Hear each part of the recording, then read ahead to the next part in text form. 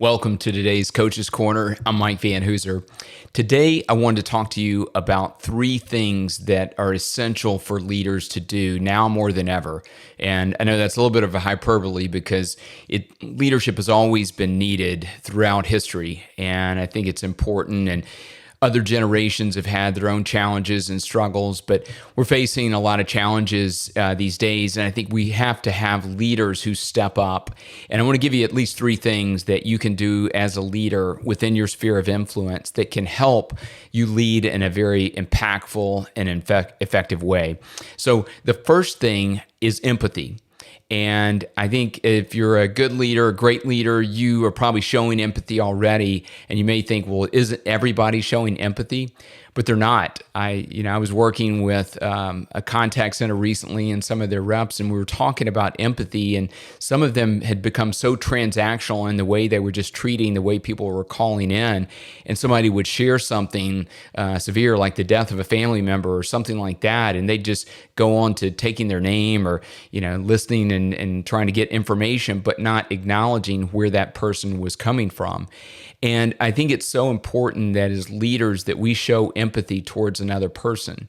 And that's really understanding where they're coming from, both from a heart and head standpoint, not only in kind of the words they say and what they might be thinking, but also feelings and acknowledging those.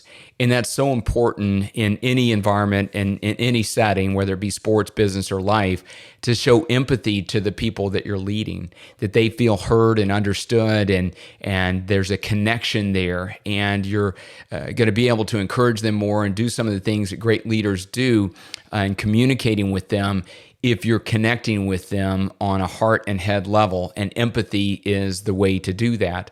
So as leaders, we have to show empathy to the people that we're leading at home, in the community, at work, and on our teams. The second thing is related to empathy, and it's taking an active step, and it's listening. So as leaders, we have to be effective listeners.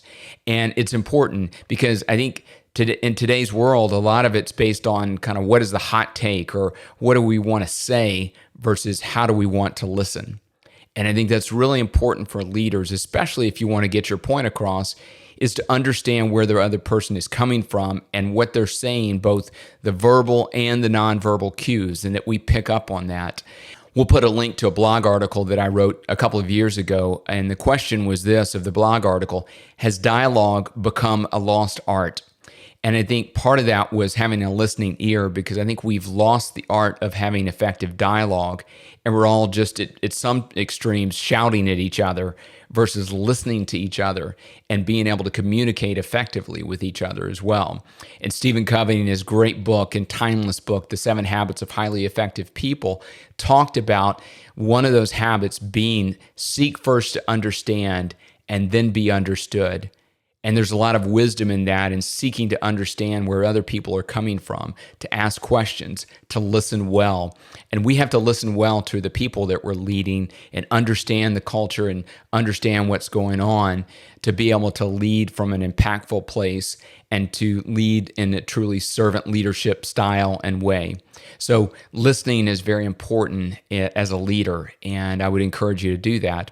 And then the third thing is encouragement. We have to encourage the people that we're leading.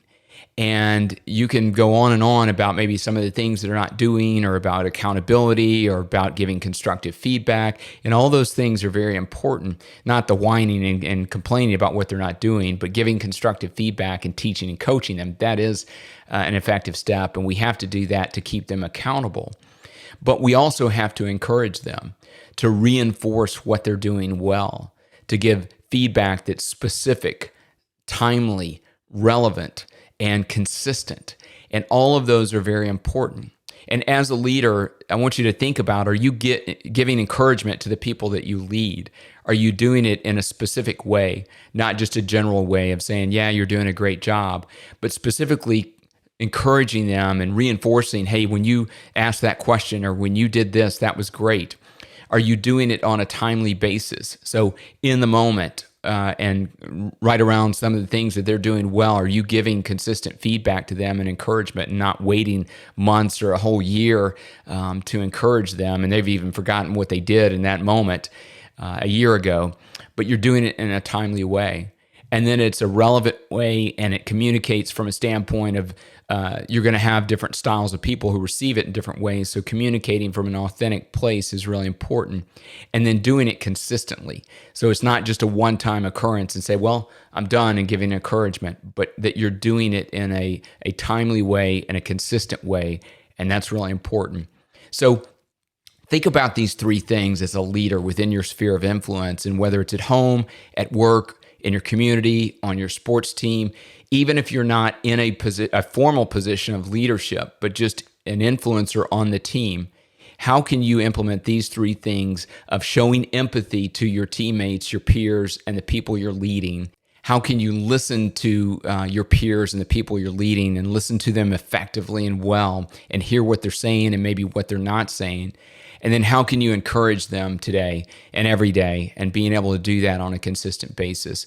And I think if we implement these things as leaders, our communities, our teams, and our organizations are just going to be a better place to work.